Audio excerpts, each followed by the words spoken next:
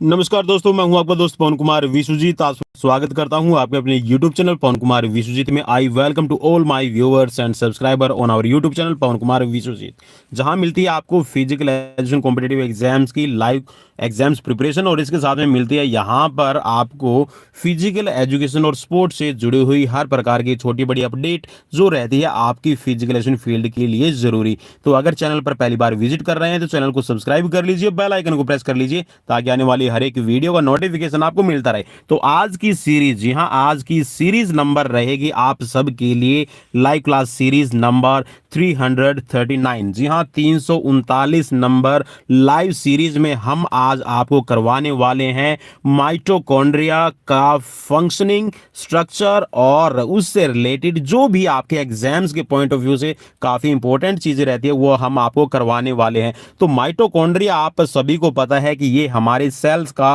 वो पार्ट रहता है जहां से एनर्जी का प्रोडक्शन होता है, और जो हर एक चीज के लिए, जी हां, अगर मैं ये कहूं कि हमारे शरीर की आत्मा का काम करता है माइटोकॉन्ड्रिया, अगर माइटोकॉन्ड्रिया आपके सेल में मौजूद ना हो तो आपकी बॉडी में एनर्जी का प्रोडक्शन है नहीं होगा। तो चलिए, मैं पवन कुमार विश्वजीत आप सभी का स्वागत करता हूं और आज की जो लाइव क्लास है इसकी शुरुआत करते हैं। और शेयर जरूर कर दीजिएगा, आज जिसने क्लास ये मिस की वो बहुत सारा यहां से ऐसा मटेरियल मिस कर देगा। जी हां, वो ऐसा मटेरियल यहां पे मिस करेगा जो उसके कॉम्पिटिटिव एग्जाम्स में, जी हां, आपका चाहे कोई भी कॉम्पिटिटिव एग्जाम्स हो जिसमें आपसे रिलेटेड यहां पर बहुत सारे क्वेश्चंस मिल सकते हैं, वो यहां पे आप मिस कर देंगे। तो चलिए शुरुआत करते हैं आज के माइटोकॉन्ड्रिया के स्ट्रक्चर और फंक्शन से रिलेटेड, और इसके साथ में मैं यहां पर आपको माइटोकॉन्ड्रिया, जी हां, जो ये माइटोकॉन्ड्रिया आपको दिखाई दे रहा है कुछ इसी तरह का, एक कह सकते हैं कि जैसे आपका चावल आपने जरूर देखा होगा घर में राइस है,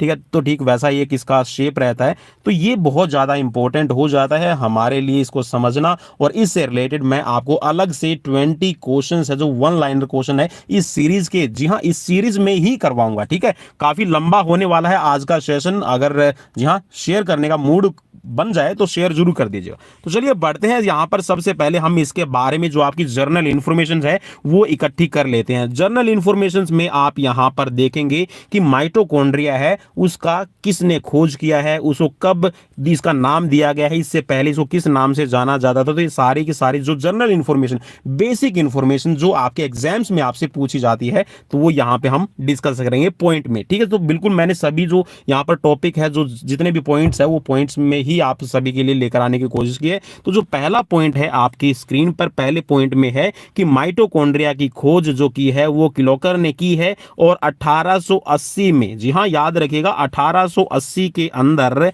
यहां पर कीटों के पंखों की मांसपेशियों के अंदर किया था। जो कीट होते हैं आपने देखा होगा, छोटे छोटे इंसेक्ट्स होते हैं, आपके कीट पतंगे होते हैं, उनकी पंखों की जो मांसपेशियां होती है उसमें इस माइटोकॉन्ड्रिया की खोज की थी यहां पर क्लेकर ने, और 1880 के अंदर।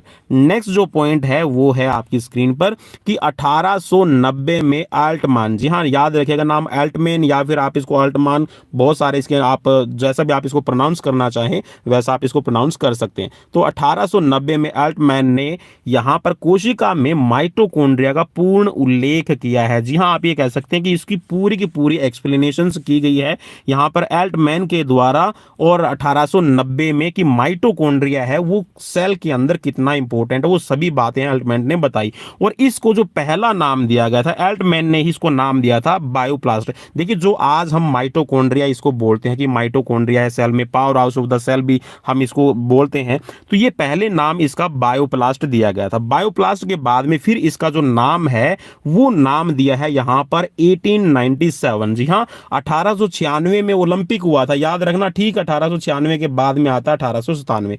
तो 1897 में यहां पर नाम है सी बेंडा। ठीक है, तो सी बेंडा आप इसको कहिएगा, सी बेंडा आप इसको कह सकते हैं। तो क्लार्क बेंडा ने यहां पर जो बायोप्लास्ट नाम था, ठीक है, बायोप्लास्ट का जो नाम है वो यहां पर इसको एग्जैक्ट नाम दे दिया गया, वो था माइटोकॉन्ड्रिया, और जिसको आज हम माइटोकॉन्ड्रिया के नाम से ही इसको जानते हैं। अब यहां पे जो नेक्स्ट पॉइंट है, नेक्स्ट पॉइंट में क्या है आपके लिए वो देख लीजिए कि कोशिका द्रव्य, जी हां, कोशिका द्रव्य का मतलब होता है जो प्रोटोप्लाज्म है। ठीक है, जो देखिए कोशिका कोशिका के अंदर, सेल के अंदर जो आपका एक आपको लिक्विड फॉर्म में एक आपको कह सकते हैं कि जो लिक्विड मिलता है, ठीक है, तो लिक्विड फॉर्म है उसको कहा जाता है प्रोटोप्लाज्म।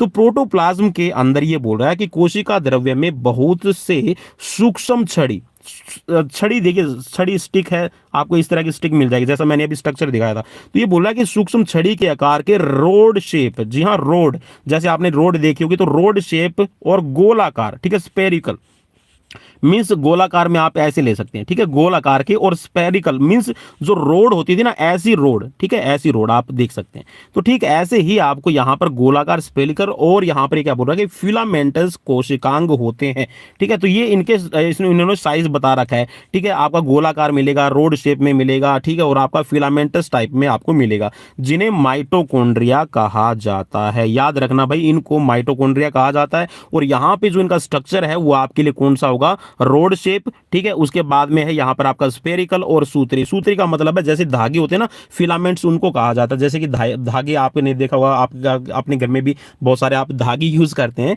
तो ठीक वैसे ही जो माइटोकॉन्ड्रिया है इसका स्ट्रक्चर रहेगा। अब नेक्स्ट पॉइंट में ये क्या बोल रहा है वो आप यहां पर देख सकते हैं।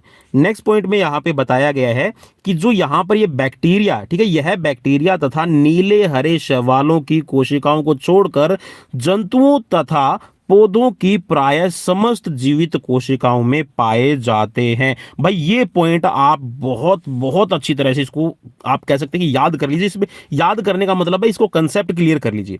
कंसेप्ट क्लियर करने में यहां पे आपको क्या मिलेगा कि देखिए जितने भी आपके जंतु हैं, पौधे हैं, ठीक है, जितने भी जीवित है, जीवित कोशिकाएं जो आपकी लिविंग बींग्स है, उनके अंदर अब किन दो चीजों को छोड़ना है आपको, एक तो बैक्टीरिया छोड़ देना है, ठीक है, और एक आपका जो नीले हरे शैवाल आपको मिलते हैं। तो इन दोनों को छोड़कर जितने भी आपके लिविंग बीइंग्स है, वो चाहे पौधे हैं चाहे आपके जंतु, उन सब के अंदर जो माइटोकॉन्ड्रिया है वो पाया जाता है, ठीक है। और mitochondria is a part of cell, ठीक है। तो कोशिका के, और मैं अलग अलग जो आपका जैसे कि राइबोसोम्स है, ठीक है, एंडोप्लाज्मिक रेटिकुलम है, ठीक है, गोल्जी का एपरेटस है, इनसे भी रिलेटेड अलग अलग वीडियो बनाऊंगा ताकि आप सभी को समझ में आ जाए, क्योंकि बहुत सारी इंफॉर्मेशन रहती है और हम सिर्फ इनको इतना ही कर पाते हैं कि अरे चलो इसका नाम याद कर लिया, mitochondria it's a powerhouse of cell, लेकिन जब इसकी इन्वेंशन की बात आती है, इसका नाम कब चेंज किया गया, तो हमें बहुत सारी डिफिकल्टी होती है। तो इसीलिए मैं ये बहुत ज्यादा डीपली जो नॉलेज है वो आप सभी के लिए लेकर आया हूं। अगर आपको डीपली लगती है तो भाई शेयर जरूर कर देना। आज देखते हैं कि आप शेयर करते हैं या नहीं करते हैं। तो यहां पर नेक्स्ट पॉइंट है कि यह जो प्लास्टिसिड्स होते हैं, ठीक है, जो आपके प्लास्टिड्स आप इसको कहिएगा या फिर इनको लवक भी कह देते हैं, ठीक है। तो देख लो भाई, आपका हिंदी और इंग्लिश दोनों ही वर्जन में आपको यहाँ पे लिखा हुआ इसमें मिल रहा है, ठीक है। जो मेन वर्ड्स हैं उनको इंग्लिश में भी यहाँ पे लिखा हुआ है, ठीक है। तो लवक जो है या फिर आप इनको प्लास्टिड्स कहिएगा, ये छोटे होते हैं और इनकी जो औसत लंबाई है, ठीक है, औसत जो लंबाई है वो 3 से 5 माइक्रोमीटर, ठीक है। जो ये आपको ऐसे आपको लिखा हुआ दिखाई दे रहा ना, ये ऐसे चलिए मैं दोबारा से मार्कर ले लेता हूं, ये जो आपको ऐसा लिखा हुआ दिखाई दे रहा है, ठीक है, तो ये आपका माइक्रोमीटर का निशान है, ठीक है। तो ये माइक्रोमीटर ये बोल रहा है कि जो इनकी लेंथ है वो 3 से 5 माइक्रोमीटर, और औसत जो यहाँ पर इनकी व्यास की अगर हम बात करें, ठीक है, तो यहाँ पर जो इनका व्यास रहेगा ये हो जाएगा आपका 0.5 से लेके 1 माइक्रोमीटर तक। और सूत्री फिलामेंट्स माइटोकॉन्ड्रिया की लंबाई 40 माइक्रोमीटर तक हो जाती है, ठीक है भाई। इनकी जो लंबाई है वो कितनी हो जाएगी, 40 माइक्रोमीटर, ठीक है। तो ये इनकी आप कह सकते हैं कि माइटोकॉन्ड्रिया की लंबाई। और माइक्रोमीटर में जहां पे भी हम बात करते हैं ना, तो आप उनको नेक्ड आई से, नंगी आंखों से नहीं देख सकते। इसके लिए आपको जो टेलीस्कोप है, ठीक है, और जो आपके कह सकते हैं कि जो लैब के अंदर एक्सपेरिमेंट्स के लिए, ठीक है, जो काम में यूज लिए जाते हैं, तो आप उन्हें टेलीस्कोप की सहायता से इनको देख सकते हैं, ठीक है, जो सूक्ष्मदर्शी आप जिनको कहते हैं। चलिए नेक्स्ट है यहाँ पर अब माइटोकॉन्ड्रिया की हम परासंरचना मींस जो अल्ट्रा स्ट्रक्चर है इसके बारे में पढ़ लेते हैं। अल्ट्रा स्ट्रक्चर का मतलब भाई यहाँ पर आ जाएगा कि डीपली जो बिल्कुल आपके छोटे छोटे पॉइंट्स होते हैं उनको आपको समझना पड़ेगा। अब देखिए सेल्स है, सेल्स को ही हम नेक्ड आई से, नंगी आंखों से नहीं देख सकते, तो माइटोकॉन्ड्रिया का भी जो स्ट्रक्चर है, उस माइटोकॉन्ड्रिया को भी कौन कौन से एरिया कवर करता है, उसके ऊपर कौन कौन सी मेम्ब्रेन पाई जाती है, उससे रिलेटेड हम यहाँ पर पढ़ेंगे। चलिए तो यहाँ पर जो पहला पॉइंट है इसमें बताया गया है कि माइटोकॉन्ड्रिया चारों ओर से 2 परतों वाली, कितनी भाई याद रखना, चारों ओर से मींस हर तरफ से, वो चारों तरफ से, ठीक है, हर तरफ से आपका 2 परतों वाले, ठीक है, 2 उसके ऊपर लेयर होती है जिनको मेम्ब्रेन कहा जाता है, ठीक है, लेयर है उसको मेम्ब्रेन कहा जाता है। और ये होती है आपकी पेरी माइटोकॉन्ड्रियल मेम्ब्रेन। ठीक है भाई, इनका नाम याद रखना। ठीक है, आपसे ये क्वेश्चन भी पूछा जा सकता है कि जो चारों तरफ से माइटोकॉन्ड्रिया को घेरने वाली मेम्ब्रेन है उसका नाम क्या है, तो यहां पे आप इजीली उसको बता पाएंगे कि पेरी माइटोकॉन्ड्रियल मेम्ब्रेन इसको कहा जाता है। चलिए नेक्स्ट पॉइंट है, इसमें ये बोल रहा है कि जो आउटर लेयर है, आउटर जो लेयर बनी होगी, अब सपोज कीजिए कि ये एक यहाँ पे माइटोकॉन्ड्रिया है। ठीक है, तो इस माइटोकॉन्ड्रिया को जो घेरने वाली एक इसकी मेम्ब्रेन होगी। ठीक है, दो मेम्ब्रेन की बात कर रहे हैं तो इनको क्या कहा जाता है, पेरी माइटोकॉन्ड्रियल इनको कहा जाता है। तो जो पहली आउटर लेयर है, ठीक है, जो आउटर लेयर जो इसको बाहर से कवर करेगी वो किसकी होती है, वो लिपिड की बनी होती है। किसकी है, लिपिड की बनी होती है भाई। अब लिपिड आप सबको पता है कि लिपिड होता क्या है, अगर नहीं पता तो बिल्कुल बेसिक सी फॉर्म में आपको बता दूं, फैट। क्या होता है भाई, फैट। ठीक है, तो ये फैट से कवर रहती है। ठीक है, जो आपकी मेम्ब्रेन बनेगी वो लिपिड की बनी होती है, और जो इनर लेयर होगी, जो अंदर वाली इसके अंदर लेयर बनती है ना, वो आपकी कवर रहती है किससे, वो रहेगी आपकी प्रोटीन से। ठीक है, तो प्रोटीन और लिपिड दोनों ही मिलकर जो पेरी माइटोकॉन्ड्रियल मेम्ब्रेन है उसको बनाने का काम करते हैं, और जो आपको माइटोकॉन्ड्रिया है उस माइटोकॉन्ड्रिया को ये कह सकते हैं कि एक सुरक्षा कवच का काम करती है। ठीक है, चलिए नेक्स्ट पॉइंट की तरफ बढ़ेंगे। अब नेक्स्ट पॉइंट में है कि दोनों लेयर के मध्य में रिक्त स्थान पाया जाता है। ठीक है, अब जो आपका देखिए, जब कोई भी दो चीज होगी ना तो उनके बीच में एक स्पेस जरूर रहेगा। अब ये जो दोनों लेयर है आपकी पेरी माइटोकॉन्ड्रियल मेम्ब्रेन, इन दोनों के बीच में जो आपका स्पेस पाया जाता है उस स्पेस को नाम दिया गया है पेरी माइटोकॉन्ड्रियल स्पेस। अब देखिए, जैसा नाम है वहीं से आपको उसको वैसा ही एज इट इज याद करना पड़ेगा। अब कुछ साथी बोलेंगे कि सर हिंदी में भी इनका नाम बता दीजिए, तो भाई हिंदी में एक्चुअल में इसका मुझे नाम नहीं पता है। ठीक है, होगा साइंस की दुनिया में देखिए, अब हम हिंदी और इंग्लिश दोनों ही लैंग्वेज यूज कर लेते हैं, लेकिन जैसा भी मुझे पता रहता है तो मैं वही आपके लिए लेकर आया हूं। तो यहां पर इसको पेरी माइटोकॉन्ड्रियल स्पेस कहा जाता है। ठीक है, आप इसको हिंदी में कन्वर्ट करके भी लिख सकते हैं। ठीक है, अगर आप अपने नोट्स भी बनाते हैं तो पेरी माइटोकॉन्ड्रियल स्पेस इसको कहा जाता है, जिसमें कुछ तरल पदार्थ भरा रहता है। अब यहां पर एक चीज समझ में आ गई होगी आपकी कि जो ये स्पेस है, ठीक है, जो मैंने अभी आपको बताया, ये जो जो जो जो स्पेस आपका बन रहा है, इस स्पेस के अंदर जो आपका स्पेस रहेगा, इसके अंदर एक लिक्विड आपका भरा रहेगा। उस लिक्विड के अंदर आपके एंजाइम्स होते हैं, और यही एंजाइम, जी हाँ, यही एंजाइम आपके माइटोकॉन्ड्रिया को एनर्जी देने के साथ साथ में जो आपकी बॉडी के अंदर एनर्जी का प्रोडक्शन करने के लिए सेल्स की हेल्प करते हैं। चलिए अब नेक्स्ट बढ़ते हैं, इसमें आगे क्या है पॉइंट वो डिस्कस कर लेते हैं। तो नेक्स्ट पॉइंट के अंदर ये क्या बोल रहा है, ये बोल रहा है कि इनर लेयर अंदर की तरफ धंसकर उंगली नुमा संरचना बनाती है। आपने उंगलियां, जैसे आपके हाथ की उंगलियां होती है, ठीक ऐसे ही ये आपकी एक संरचना बनाएगी, एक स्ट्रक्चर बनाएगी, जिसको क्या कहा जाएगा, जिसको कहा जाएगा क्रिस्टी। क्या नाम दिया गया है उसको, उंगली नुमा जो संरचना बनेगी उसको क्रिस्टी कहा जाएगा। और यहां पर जो अंदर वाली जो लेयर है, ठीक है, जो अंदर वाली जो लेयर बनी हुई है, वो अंदर वाली लेयर क्या कर रही है, अंदर की तरफ मुड़कर माइक्रोविलाई बनाती है। माइक्रोविलाई इसको नाम दिया गया, जो अंदर की तरफ वाली लेयर बनाएगी। ठीक है, और ये नलिकाएं जो इनके अंदर होती हैं, इनको नलिकाएं या फिर इनको ट्यूबली कहा जाता है। क्या कहा जाता है, ट्यूबली इनको नाम दिया गया है। तो भाई ये तो आपको एक तरह से कह सकते हैं कि इसका रट्टा भी लगाना पड़ेगा, अगर आपको स्ट्रक्चर नहीं समझ में आता तो इनको जरूर याद रखना। अब नेक्स्ट है, यहां पर देखो एक बिल्कुल डार्क वर्ड में लिखा हुआ, आप इसको जरूर पढ़ने की कोशिश करें। पादप माइटोकॉन्ड्रिया में उंगली नुमा, पादप का मतलब है जो पेड़ पौधे आपके होते हैं, तो उनके अंदर जो आपके माइटोकॉन्ड्रिया पाए जाते हैं उनमें उंगली नुमा आकार की नलिकाएं तथा जंतु, जंतु का मतलब है जिनके अंदर मसल्स पाई जाती है। ठीक है, देखो आप है ना, इसको ऐसे समझो, पादप का मतलब है यहां पर पेड़ पौधे, ठीक है, जिसके अंदर आपका कह सकते हैं कि जो आपका जिसके अंदर हरा, ठीक है, हरे रंग की प्रवृत्ति हो। ठीक है, आप इसको ऐसे समझ लीजिए। ठीक है, जो पेड़ पौधे हैं और जिसके अंदर मसल्स बन रही है, जिसके अंदर मांस बन रहा है, ब्लड बन रहा है, ठीक है, तो वो आपके जंतु हो गए। अब ये बोल रहा है कि जो जंतु आपकी या फिर एनिमल, या फिर ये कहिएगा कि जो आपके मस्कुलाई माइटोकॉन्ड्रिया होते हैं उनमें क्रिस्टी पाई जाती है। ठीक है, आपको एक चीज यहाँ पे एक और आपका क्वेश्चन देखिए, यहाँ पे ऐसे तैयार हो जाएगा, आपसे ये पूछ लिया जाएगा कि पादप जो आपके माइटोकॉन्ड्रिया होते हैं उसमें किस प्रकार की आपके यहाँ पर क्रिस्टी पाए जाते हैं। ठीक है, तो आप यहाँ पे मेरे हिसाब से आप बिल्कुल आप इसको डिफाइन कर पाएंगे। अब नेक्स्ट जो पॉइंट बोल रहा है इसको आप पढ़ने की कोशिश कीजिए। प्रत्येक क्रिस्टी की दोनों कलाओं के बीच में, ठीक है, जो दोनों यहाँ पर जो उसकी स्पेस बना है, उस स्पेस के अंदर क्या बोल रहा है कि दोनों भागों के बीच में जो इंटरक्रिस्टल क्या होता है, इंटरक्रिस्टल स्पेस होता है। ठीक है, मीन्स यहाँ पर एक विलाई है, ठीक है, और दूसरा ये विलाई है, क्रिस्टी है, ठीक है। तो इन दोनों के बीच में जो स्पेस बना हुआ ना, इस स्पेस को क्या कहा जाता है, इंटरक्रिस्टल स्पेस कहा जाता है। अब चलिए थोड़ा सा मैं आपको एक पिक्चर दिखा देता हूँ, एक स्लाइड दिखा देता हूँ, इससे आप यहाँ पर समझ पाएंगे। ठीक है, चलिए यहाँ पर देखिए, इसमें आप बिल्कुल क्लियरली आपको यहाँ पर विजिबल हो जाएगा। देखिए यहाँ पर नाम दिया गया है तो इंटर मेम्ब्रेन स्पेस, ठीक है, जो आपकी मेम्ब्रेन होती है उनके बीच में जो स्पेस आपको यहाँ पर दिखाई दे रहा है। नेक्स्ट बोल रहा है कि आउटर मेम्ब्रेन है, ठीक है, कौन सी आउटर मेम्ब्रेन है, ये वाली, ठीक है। अब नेक्स्ट है इनर मेम्ब्रेन, इनर मेम्ब्रेन है जो अंदर वाली है, और इनके बीच में देखिए जो आपको स्पेस दिखाई दे रहा है ना, ये जितना भी आपको इसके अंदर इनके अंदर स्पेस दिखाई दे रहा है, ये जो स्पेस आपको दिखाई दे रहा है ये आपका कहा जाएगा। नेक्स्ट है इसके अंदर क्रिस्टी, क्रिस्टी का है जहां पर देखिए लेयर से आपकी बनी हुई दिखाई दे रही है, ठीक है, मेरे हिसाब से तो आपको दिखाई दे रही होगी, अब पता नहीं वो तो आप मुझे कमेंट करेंगे तभी पता चलेगा। नेक्स्ट है इसके अंदर मैट्रिक्स, ठीक है, तो मैट्रिक्स भी इसके अंदर ही पाए जाते हैं, ठीक है। तो ये इसका स्ट्रक्चर है। आप इसमें डीएनए की जो संरचना है, डीएनए की फॉर्मेशन है, वो भी आप यहाँ पर इसमें देख पा रहे हैं, ठीक है, जो डीएनए के बारे में यहाँ पे बताया गया, ठीक है।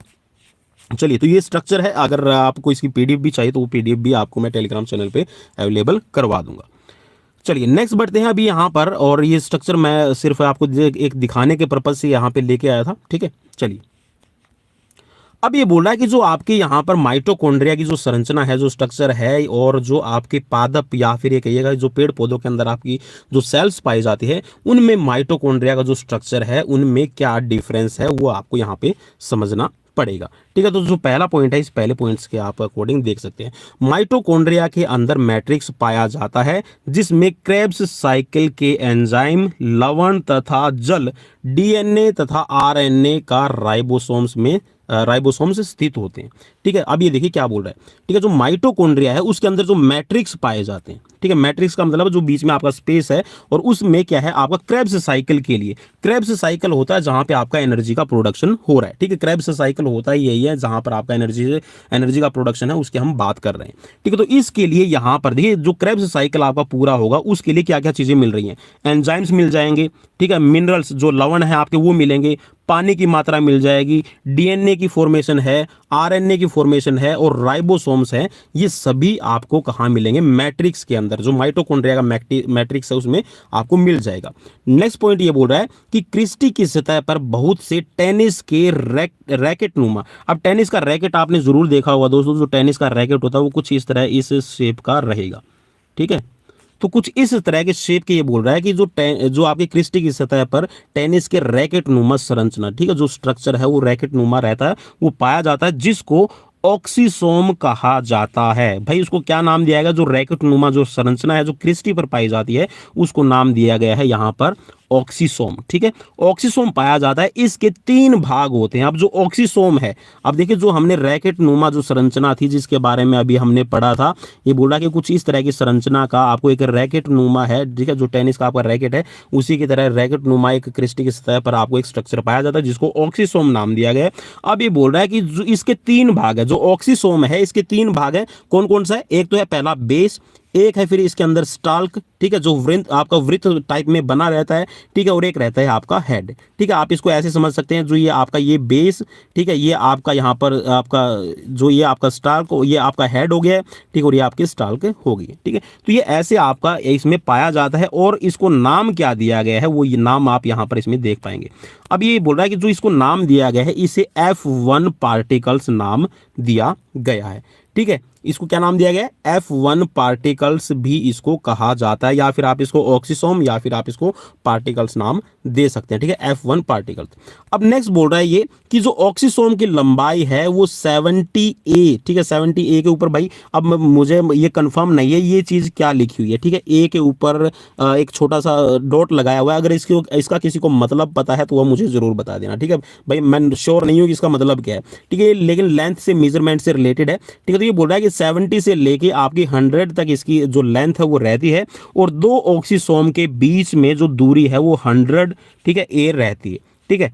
चलिए नेक्स्ट पढ़ते हैं ये, और नेक्स्ट में ये बोल रहा है कि जो आपका यहाँ पर जो आपका माइटोकॉन्ड्रिया के अंदर स्वजनन की शक्ति होती है। स्वजनन का मतलब है कि ये अपने अंदर जो माइटोकॉन्ड्रिया, जैसे देखिए आप किसी भी कह सकते हैं कि एक स्पीशीज को बढ़ाने के लिए, नेक्स्ट जनरेशन को बढ़ाने के लिए आपका वहां पर कह सकते हैं कि आपको एक कह सकते हैं कि मिलन की जरूरत है, ठीक है। वहां पर आपका युग्म बनना जरूरी है, निषेचन होना जरूरी है, जिसको आप कह सकते हैं कि सेक्स होना जरूरी है। तो यहाँ पर जो माइटोकॉन्ड्रिया है वो अपने अंदर इतनी शक्ति रखता है कि वो अपने अंदर स्वयं का जनन कर सकता है, मीन्स अपने जैसा पैदा कर सकता है, परंतु यह कोशिका के अंदर रहकर ही जनन कर सकते हैं। इट मीन्स कि जो माइटोकॉन्ड्रिया बनेगा वो माइटोकॉन्ड्रिया अपने आप में अपना निर्माण कर सकते हैं, लेकिन वो कोशिका के अंदर ही कर सकते हैं, कोशिका के बाहर इनकी जो प्रोडक्शन की एबिलिटी है वो काम नहीं करेगी। नेक्स्ट है आपका कोशिका का विभाजन। कोशिका के विभाजन के समय प्रत्येक पुत्री कोशिका में मात्र कोशिका से माइटोकॉन्ड्रिया आता है। ये बोल रहा है कि देखिए जब एक सेल बनेगा, अब मान लीजिए कि एक बड़ा सेल है जिससे एक छोटा सेल बना है, ठीक है, जब कोशिका का डिस्फंक्शन होता है, मीन्स यहां पर एक कोशिका से जब नई कोशिका, एक सेल से नया सेल बनेगा, अब ये समझ लीजिए कि मदर हो गई है और ये आपकी डॉटर हो गई है, ठीक है। तो यहां से जो माइटोकॉन्ड्रिया जो डॉटर के अंदर, मीन्स जो एक नया सेल बन रहा है, उस नए सेल में जो माइटोकॉन्ड्रिया का आपका कह सकते हैं कि जो पाया जाना है, तो माइटोकॉन्ड्रिया कहां से आएगा, वो मदर से आएगा। मीन्स जो मदर सेल होगी जिससे नया माइटोकॉन्ड्रिया नई कोशिका बनी है, नया सेल बना है, वहीं से जो माइटोकॉन्ड्रिया है वो डॉटर सेल के अंदर जाता है। कोशिका में निश्चित संख्या बनाए रखने के लिए माइटोकॉन्ड्रिया पुनः विभाजित हो जाता है। अब ये बोल रहा है कि आपके एक नेचुरल उसके अंदर जो क्वांटिटी रखने के लिए क्या करेगा, जो माइटोकॉन्ड्रिया है वो अपने आप ही डिवाइडेशन अपनी करता रहेगा, क्योंकि इसकी कह सकते हैं कि खुद का नेचर है माइटोकॉन्ड्रिया का, ये अपने आप ही और ज्यादा माइटोकॉन्ड्रिया उनको बना लेगा। अब ये बोल रहा है कि जो माइटोकॉन्ड्रिया की जो स्ट्रक्चर है उसके अंदर केमिकल कंपोजिशन कौन कौन से हैं। माइटोकॉन्ड्रिया के केमिकल कंपोजिशन भाई बहुत ज्यादा इंपॉर्टेंट रहेगा। यहां से एक क्वेश्चन आपका कह सकते हैं कि जो यूजीसी नेट है, टीजीटी, पीजीटी, फिजिकल एजुकेशन के एग्जाम्स में आपको देखने को मिल जाता है। तो यहां पे बोल रहा है कि जो माइटोकॉन्ड्रिया के अंदर आपके केमिकल कॉम्पोजिशंस पाए जाते हैं, उसमें जो प्रोटीन का पार्ट रहेगा, सिर्फ माइटोकॉन्ड्रिया की बात कर रहे हैं, न कि सेल की। तो माइटोकॉन्ड्रिया के अंदर जो प्रोटीन की अमाउंट रहेगी वो रहेगी आपकी 65 से लेके 70%, ठीक है। और जो फास्फोलिपिड रहेगा, फास्फोलिपिड है मींस यहां पर जो आपका फैट की जो परसेंटेज है और जो फास्फोलिपिड है ये आपका 25% रहेगा। डीएनए की जो मात्रा रहती है, डीएनए देखिए मेन होता है आपकी एक इंफॉर्मेशन को नेक्स्ट जनरेशन के अंदर भेजने के लिए, जो डीएनए है वो रिस्पॉन्सिबल रहता है। और डीएनए है, एक चीज और बता दूं, डीएनए आपके डबल हेलिक्स होते हैं, ठीक है, DOUBLE डबल। और जो आपके आरएनए होते हैं ना, आरएनए कुछ एक मात्रा में आपका माइटोकॉन्ड्रिया के अंदर रहता है और ये सिंगल हेलिक्स का बना होता है। हेलिक्स आपने ये देखे होंगे ऐसे कुछ इस तरह की संरचना वाले एक, ठीक है, आपने धागे टाइप में देखे होंगे। और जो आपका देखिए ये आरएनए की संरचना रहेगी सिंगल हेलिक्स का, और जो आपका यहाँ पर डीएनए है वो डबल हेलिक्स में चलता है, ठीक है, ऐसे आपने जरूर देखा होगा बना हुआ, ठीक है। तो ये आपके डबल हेलिक्स में बने रहते हैं। अब नेक्स्ट बोल रहा है कि जो माइटोकॉन्ड्रिया है इसकी फंक्शनिंग क्या है, माइटोकॉन्ड्रिया का हमारे सेल्स के अंदर क्या रिस्पॉन्सिबिलिटी है, सेल का उसको पावर हाउस क्यों कहा जाता है, हम इसके बारे में अभी डिस्कस करेंगे। लाइक, शेयर, फॉलो, सब्सक्राइब अगर अभी तक नहीं किया है और सोच रहे हैं कि भाई पवन कुमार विश्वजीत का कुछ अलग से फायदा हो जाएगा, तो ऐसा बिल्कुल भी नहीं है। अगर फायदा करना होता तो मैं पेड कोर्स भी चला सकता था और साथ में ज्वाइन बटन है, सुपर चैट है, वो भी दे सकता था। हालांकि मैंने ये बिल्कुल भी ऑन नहीं किए हुए हैं, वो इसीलिए नहीं किए कि आप सभी तक वीडियो पहुंचे, आप सभी अपने एग्जाम्स की खुद तैयारी करें। और भाई मैं रिक्वेस्ट कर रहा हूं, जो भी पेड कोर्सेज के लिए मुझे बार बार कॉल कर रहे हैं, मैं उनसे ये बोलूंगा कि दोस्तों आप मुझे 5,000 रुपये, 6,000 रुपये, 3,000 रुपये, 10,000 रुपये आप एक कोर्स का पैकेज देने की बजाय आप जो मुझे पैसे दे रहे हैं उन पैसों से बुक्स खरीदिए, उन पैसों से आप कुछ अच्छी बुक्स ले आइए, 3 से 4 घंटे उन बुक्स के साथ में बिताइए। मैं डेफिनेटली श्योरिटी देता हूं आपको कि आपको किसी भी कोचिंग क्लास की ज़रूरत नहीं है, आप अपने एग्जाम से क्लियर कर सकते हैं। क्योंकि हमारे गुरुजनों ने, हमारे टीचर्स ने बीपीएड, एमपीएड, एमफिल, पीएचडी इनमें इतना पढ़ाया हुआ होता है कि हम आराम से इजीली उस सिलेबस को कवर कर लेते हैं। अगर फिर भी ना समझ में आए तो भाई हम बैठे हैं और आप दूसरे जो आपके साथी हैं उनके गाइडेंस ले सकते हैं। आई होप कि ये चीज़ें आप सभी को समझ में आ रही होंगी जो मैं कहना चाह रहा हूँ, ठीक है। भाई हमने एजुकेशन को व्यापार नहीं बनाना है, एजुकेशन को अगर जिस दिन हम व्यापार या फिर मैं जिस दिन व्यापार के तरफ से पॉइंट ऑफ व्यू से अगर मैं एग्जाम्स के बारे में सोचने लगा ना, तो भाई मैं नहीं मानता कि मैं खुद में टीचर हूँ। चलिए, फिर भी हालांकि मैं टीचर नहीं हूँ, वी आर स्टूडेंट, ठीक है, हमें स्टूडेंट की तरह लर्निंग हमेशा कंटिन्यू रखनी है। तो यहाँ पे भैया आप लाइक शेयर सब्सक्राइब हमें कर सकते हैं फिजिकल एजुकेशन, ठीक है, एग्जाम्स की प्रिपरेशन के लिए। तो पवन कुमार विश्वजीत चैनल का नाम है। और यहाँ पर माइटोकॉन्ड्रिया, भाई अब बात आती है कि माइटोकॉन्ड्रिया को पावर हाउस ऑफ सेल क्यों कहा जाता है। तो भाई सीधी सी इसकी एक डेफिनेशन है, powerhouse of the cell इसको इसलिए कहा जाता है क्योंकि माइटोकॉन्ड्रिया ही सेल्स के अंदर एनर्जी का प्रोडक्शन करने के लिए रिस्पॉन्सिबल रहता है। सारी जिम्मेवारी किसकी है, माइटोकॉन्ड्रिया की रहती है। ठीक है, चलिए अब बढ़ते हैं यहाँ पर, इसके थोड़े से जो पॉइंट्स हैं उनके बारे में हम डिस्कशन कर लेते हैं। अब यहाँ पर आप समझ पाएंगे कि क्यों इसको यहाँ पर कहा जाता है पावर हाउस ऑफ सेल। इसमें ऑक्सीश्वसन की क्रिया का मुख्य भाग घटित होता है। ऑक्सीश्वसन का मतलब है कि यहाँ पर जो ऑक्सीजन है वो आपकी सप्लाई होगी, एनर्जी का प्रोडक्शन होने का काम शुरू हो जाएगा। कार्बोहाइड्रेट के ऑक्सीकरण की क्रिया, कार्बोहाइड्रेट का ऑक्सीकरण का मतलब है कि जो आपका कार्बोहाइड्रेट है वो यहाँ पे टूटेगा। ठीक है, देखिए जो आप ग्लाइकोजन लेते हैं वो ग्लाइकोजन आपके सेल्स में जाता है ग्लूकोज के रूप में, और फिर ग्लूकोज का भी टूटना होगा। ठीक है, ग्लूकोज का भी आपका ब्रेक डाउन होगा, तो वहां से आपको एटीपी एडीपी आपकी मिलेंगी। अब यहाँ पे आप इसमें पढ़ सकते हैं कि कार्बोहाइड्रेट के ऑक्सीकरण की प्रक्रिया में एडीपी, अब एडीपी की फुल फॉर्म भी आपको पता चल जाएगी, एडिनोसिन डाइफॉस्फेट। क्या है, एडिनोसिन डाइफॉस्फेट। ये बोल रहा है कि जो कार्बोहाइड्रेट है उसकी ऑक्सीकरण की क्रिया होगी, मींस यहां पर जब उसका ब्रेक डाउन होगा तो आपको एडिनोसिन मिलेंगे। ठीक है, मींस एडीपी मिलेगी। एडीपी से आपका एटीपी क्या होगा, एटीपी एडिनोसिन ट्राइफॉस्फेट नामक उच्च ऊर्जा हाई एनर्जी, ठीक है, एक हाई एनर्जी वाला यौगिक बनेगा। किससे बनेगा, एडीपी से बनेगा आपका एटीपी। ठीक है, और जब एटीपी का निर्माण होगा तो ये बोल रहा है कि यह ऊर्जा कोशिका की विभिन्न प्रकार की क्रियाओं में काम आती है। आप इस लाइन को अब पढ़ पाएंगे। ठीक है, अब ये बोल रहा है कि जो एटीपी है वो अलग अलग जो आपको काम करने हैं, जो क्रियाएं होनी है सेल्स के अंदर, उसके लिए रिस्पॉन्सिबल रहेगा। अब ये क्या बोल रहा है, इसमें आप पढ़िएगा यहाँ से, इस पूर्ण क्रिया के अंदर ऑक्सीजन क्या चाहिए आपको, एक तो चाहिए ऑक्सीजन, एडीपी और फॉस्फेट। ठीक है, वो क्या करते हैं, ये माइटोकॉन्ड्रिया के अंदर एंटर करेंगे। क्या क्या एंटर करेंगे, याद रखना, ऑक्सीजन एंटर करेगी, एडीपी करेगी, फॉस्फेट एंटर करेगा। ठीक है, और एटीपी, एटीपी जल मींस पानी और कार्बन डाइऑक्साइड आपकी निष्कासित होगी। भाई एक चीज मेरे हिसाब से आज आपको क्लियर हो गई होगी कि कैसे आपका एनर्जी बनती है आपके माइटोकॉन्ड्रिया में। माइटोकॉन्ड्रिया में भाई एनर्जी का आप सीधा सा समझिए, जो यहाँ पे कार्बोहाइड्रेट लिख रखा ना, कार्बोहाइड्रेट को आप कह सकते हैं कि वो एक ऊर्जा का रूप समझाने के लिए आपको लिखा हुआ है। अदरवाइज ये जो आपका कार्बोहाइड्रेट है ये पहले ही आपका ग्लूकोज के रूप में आपका वहां पे स्टोर हो जाएगा। ठीक है, ग्लूकोज से आप कह सकते हैं कि ग्लूकोज का ब्रेकडाउन होगा, एडीपी बनेगी, एडीपी का ब्रेकडाउन होगा, एटीपी बनेगी, एटीपी का जो ब्रेकडाउन होगा उसको कहा जाता है हाई एनर्जी यौगिक। ठीक है, अब ये क्या करेगा, ये आपका जब भी ब्रेकडाउन होगा, ठीक है, ये आपका जब भी ब्रेकडाउन होगा तो आपका एनर्जी आपका बनेगा।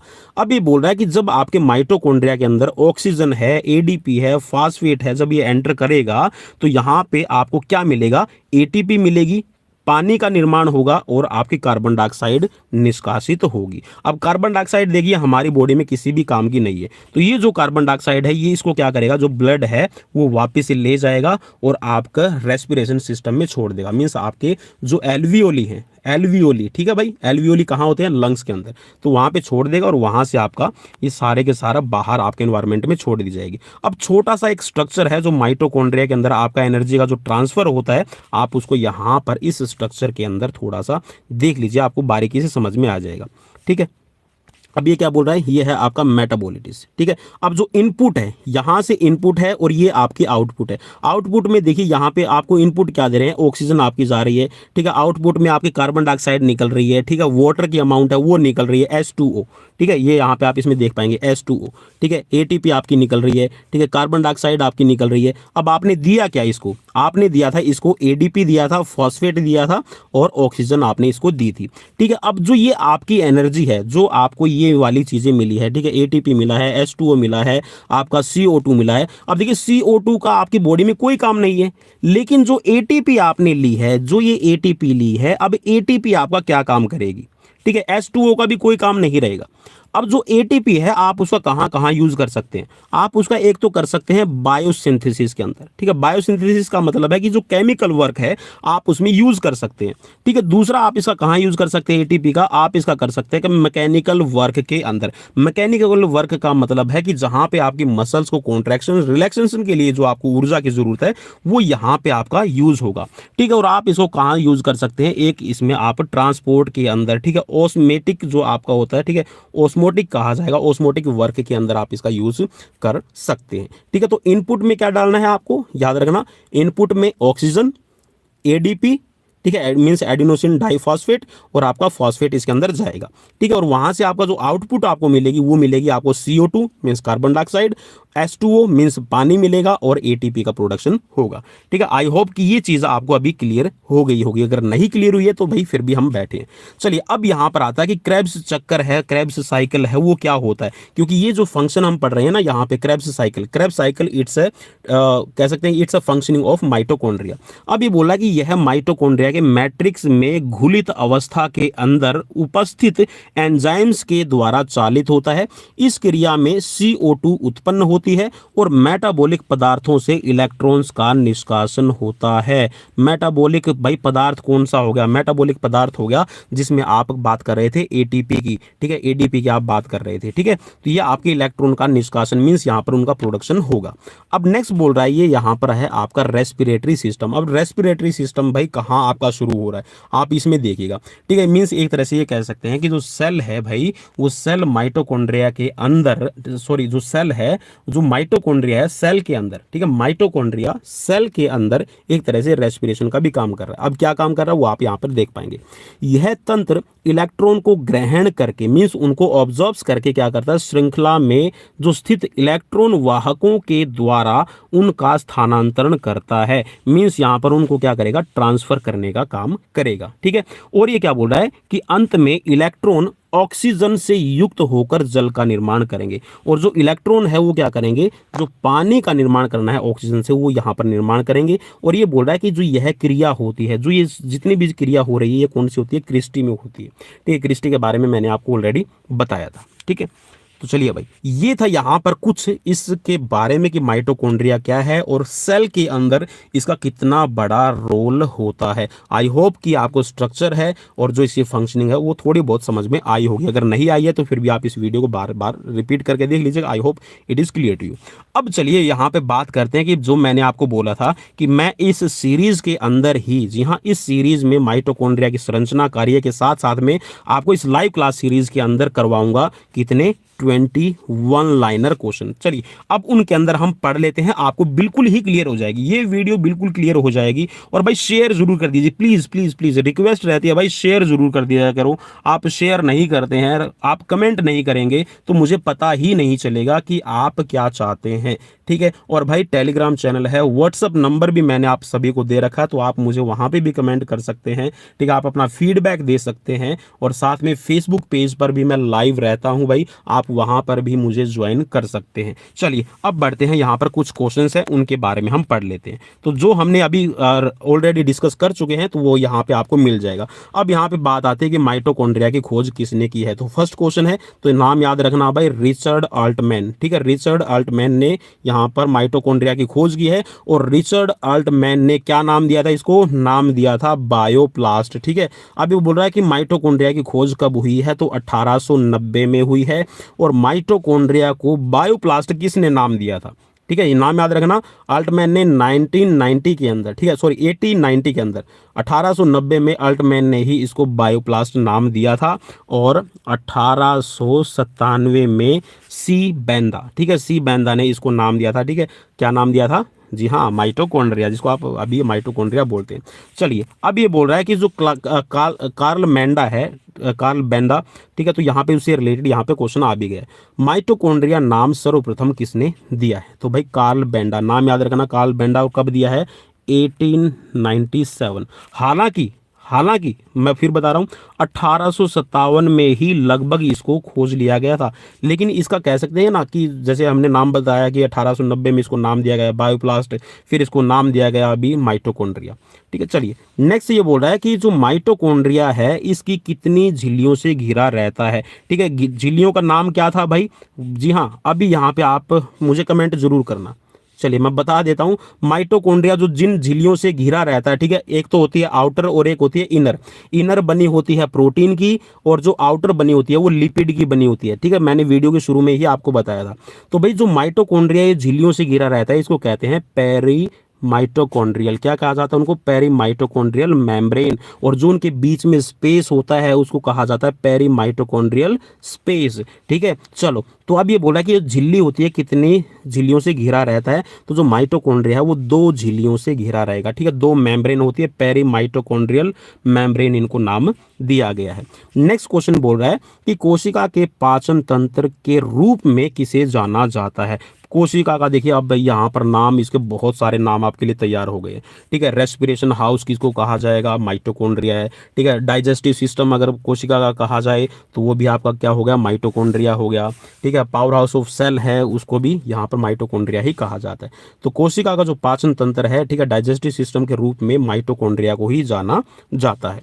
नेक्स्ट क्वेश्चन आपकी स्क्रीन पर कि माइटोकॉन्ड्रिया की बाहरी झिल्ली जो बाहरी मेम्ब्रेन होती है कौन कौन से पदार्थों के लिए पारगम्य होती है। पारगम्य का मतलब होता है कि वो अपने अंदर एंटर करने देगी और बाहर किसी चीज को जाने दे। ठीक है, एक तरह से कह सकते हैं कि गार्ड का काम करती है। ठीक है, तो ये मेम्ब्रेन है किस किस को आने देगी? ठीक है, जितने भी आयंस होंगे, ठीक है, जो आपकी एनर्जी का प्रोडक्शन के लिए रिस्पॉन्सिबल है उन आयंस को, ठीक है, जो पोषक अणु है मीन्स जो ग्लूकोज है, कार्बोहाइड्रेट है, उनका जो आपका पार्टिकल रहेगा, जो मॉलिक्यूल्स रहेंगे उनको आने देगी।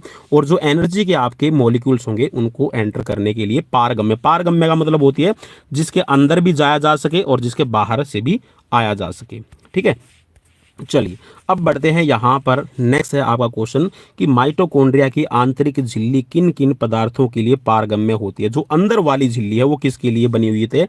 तो वो ऑक्सीजन, ठीक है, क्या ऑक्सीजन और एटीपी के लिए। ठीक है, वो एटीपी और आपका ऑक्सीजन के लिए पारगम्य है। ठीक है, पारगम्य को आप क्या नाम देंगे अलग से इंग्लिश में, ठीक है, वो आप समझ लीजिएगा। चलिए नेक्स्ट क्वेश्चन है आपका, माइटोकॉन्ड्रिया में एक गाढ़ा लिक्विड पाया जाता है, एक गाढ़ा तरल पदार्थ पाया जाता है, इसे क्या नाम दिया गया है। अब जो गाढ़ा पदार्थ इसके अंदर पाया जाता है माइटोकॉन्ड्रिया का कह सकते हैं कि एक जो लिक्विड फॉर्म में आपका पाया जाता है, जैसे कि सेल है, सेल के अंदर जो लिक्विड फॉर्म में पाया जाता है ना उसको कहा जाता है प्रोटोप्लाज्म। ठीक है, अब जो माइटोकॉन्ड्रिया के अंदर जो आपका लिक्विड पाया जाएगा उसको क्या नाम दिया गया है? मैट्रिक्स उसको नाम दिया गया है। चलिए नेक्स्ट है, माइटोकॉन्ड्रिया की मैट्रिक्स में कौन कौन से अवयवी कण उपस्थित रहते हैं।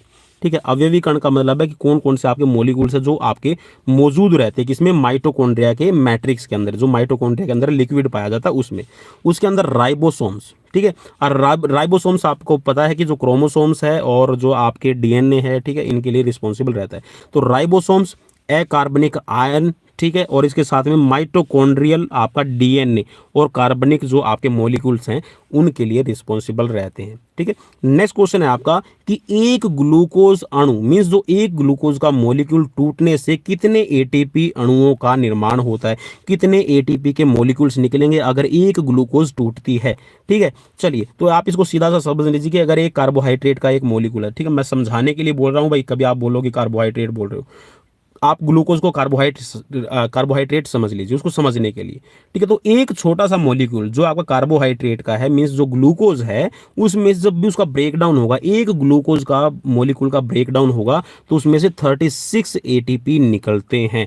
कितने एटीपी निकलते हैं भाई? 36 एटीपी निकलते हैं। और नेक्स्ट क्वेश्चन में आप देख पाएंगे कि जो क्रेब्स साइकिल के दौरान, जी हाँ, जो क्रेब्स साइकिल होता है, क्रेब्स चक्कर चलता है, इसमें कितने एटीपी की प्राप्ति होती है? तो जब भी क्रेब्स साइकिल चलेगा तो इसमें आपके 34 एटीपी आपको मिलते हैं। ठीक है, अगर ये सीरीज आपको इंपॉर्टेंट लग रही है तो भाई शेयर जरूर कर देना। अब इसमें कोई भी कंजूसी नहीं चलेगी। ठीक है, कंजूस नहीं बनना है, मक्खी चूस नहीं बनना है। तो यहाँ पर नेक्स्ट क्वेश्चन है कि कोशिका का ऊर्जागृह किसे कहा जाता है? तो डाइजेस्टिव सिस्टम कहिए, ठीक है, कोशिका का ऊर्जागृह कहिए, ठीक है, रेस्पिरेशन सिस्टम कहिए, तो ये आपका माइटोकॉन्ड्रिया।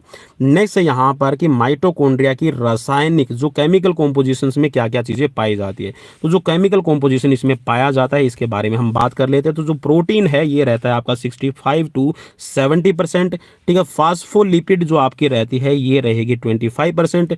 आरएनए है, ठीक है, यहाँ पर आपका जो आरएनए नहीं ये थोड़ा चेंज हो गया, ठीक है, तो आप इसको आरएनए को डीएनए कर लीजिएगा। तो जो डीएनए है ये आपका रहेगा, ठीक है, चलिए मैं कर देता हूँ ऐसे। तो डीएनए है ये 0.5 है और जो आरएनए है वो कुछ मात्रा में आपका पाया जाता है। चलिए अब नेक्स्ट क्वेश्चन है कि माइटोकॉन्ड्रिया की आंतरिक झिल्ली, ठीक है, जो इंटरनल मेम्ब्रेन होती है उसमें उंगली नुमा प्रवर्ध पाए जाते हैं। जो उंगली नुमा, ठीक है, जिसके बारे में हमने स्ट्रक्चर की बात की थी, ठीक है, इन्हें क्या कहा जाता है? तो इनको क्या कहा जाता है? आपको इनको कहना है क्रिस्टी। क्या? क्रिस्टीन को कहा जाएगा। नेक्स्ट है माइटोकॉन्ड्रिया में पाए जाने वाले कणनुमा पदार्थ को किस नाम से जाना जाता है? तो इनको कहा जाता है ऑक्सीसोम या फिर F1 मॉलिक्यूल्स। क्या कहा जाता है इनको? F1 मॉलिक्यूल्स या फिर ऑक्सीसोम। नेक्स्ट है माइटोकॉन्ड्रिया को फाइला नाम किसने दिया था? माइटोकॉन्ड्रिया को जो फाइला नाम, जैसे कि बायोप्लास्ट नाम दिया था यहाँ पर अल्टमैन ने, ठीक है, अल्टमैन ने नाम दिया था बायोप्लास्ट और जो कार्ल बेंडा है उसने नाम दिया था माइटोकॉन्ड्रिया। तो ठीक वैसे ही फ्लेमिंग ने जो माइटोकॉन्ड्रिया को नाम दिया था फाइला, ठीक है। चलिए हर कोई चाहता है कि मेरे नाम से ही हर एक चीज़ें है जानी जाए। चलिए नेक्स्ट क्वेश्चन है और नेक्स्ट क्वेश्चन में आपसे पूछा गया है ये कि एक कोशिका में उपस्थित सभी माइटोकॉन्ड्रिया के समूह को क्या कहा जाता है? ठीक है, तो जो माइटोकॉन्ड्रिया का जो समूह होता है एक सेल के अंदर जो पाया जाता है उसको कहा जाता है कॉन्ड्रियोम। क्या नाम दिया गया है? कॉन्ड्रियोम, ठीक है भाई, कॉन्ड्रियोम नाम दिया गया जो एक सेल के अंदर जो आपके माइटोकॉन्ड्रिया का एक ग्रुप पाया जाता है उसको। नेक्स्ट क्वेश्चन आपकी स्क्रीन पर कि वे कौन कौन से कोशिकांग हैं, ठीक है, कोशिका के पार्ट हैं, सेल के कौन कौन से आपके पार्ट हैं जिनके केंद्र में डीएनए, क्या, जिनके सेंटर में डीएनए के अलावा, ठीक है, और स्वयं का डीएनए अलग से पाया जाता है। तो ये है आपका माइटोकॉन्ड्रिया और क्लोरोप्लास्ट, ठीक है। जो क्लोरोप्लास्ट है वो जंतु कोशिका, या फिर ये कहिएगा कि जो आपके एनिमल सेल्स होते हैं उसमें क्लोरोप्लास्ट नहीं पाया जाता, ठीक है। क्लोरोप्लास्ट आपका मिलेगा आपको जो आपके वेजिटेबल्स या फिर ये कह सकते हैं जो वनस्पति है, ठीक है, वनस्पति या फिर पादप कोशिकाओं के अंदर, पेड़ पौधों के अंदर क्लोरोप्लास्ट पाया जाएगा।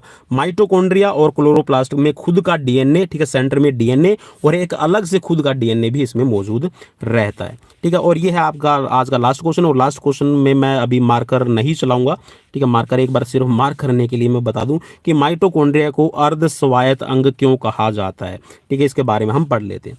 माइटोकॉन्ड्रिया में केंद्र के अलावा स्वयं का डीएनए पाया जाता है, मीन्स इसका खुद का भी डीएनए इसके अंदर शामिल रहता है, ठीक है, हमने पिछले क्वेश्चन में भी देखा था।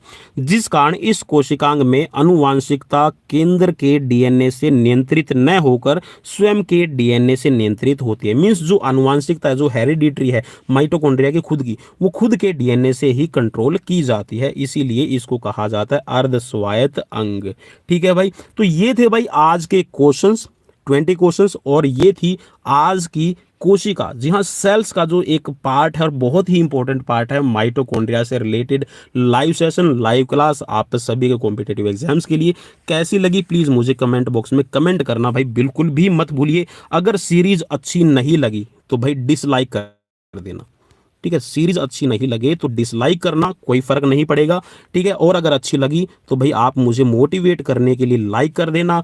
अगर आपको और अच्छी लगी और आप चाहते हैं कि ये अपने दोस्तों में भी इसको शेयर करें तो भाई शेयर वाला जो यहाँ पर ऑप्शन मिल जाएगा तो आप शेयर कर दीजिएगा। और अगर आपको लगता है कि भाई बहुत अच्छी इन्फॉर्मेशन यहाँ पर प्रोवाइड करवाई जा रही है पवन कुमार विश्वजीत के द्वारा, जो हमारा दोस्त है, ठीक है, तो भाई एक दोस्त समझ के, एक छोटा भाई समझ के, एक बड़ा भाई समझ के आप मुझे सब्सक्राइब भी कर सकते हैं और दूसरों को सजेस्ट भी कर सकते हैं, ठीक है। और अगर फिर भी दिल ना करे तो भाई एक, जी हाँ, गंदा सा कमेंट कर देना, लेकिन गाली गलौज से बिल्कुल भी मत करना, ठीक है। हाँ, एक कमेंट कर देना कि भाई बकवास कर रहा है, समझ में नहीं आ रहा है, चैनल बंद कर। तो हम कोशिश करेंगे आपकी इस विचार पर भी विचार विमर्श करने की। सो थैंक्स फॉर वॉचिंग, मिलते हैं नेक्स्ट वीडियो में। Till then bye bye, take care.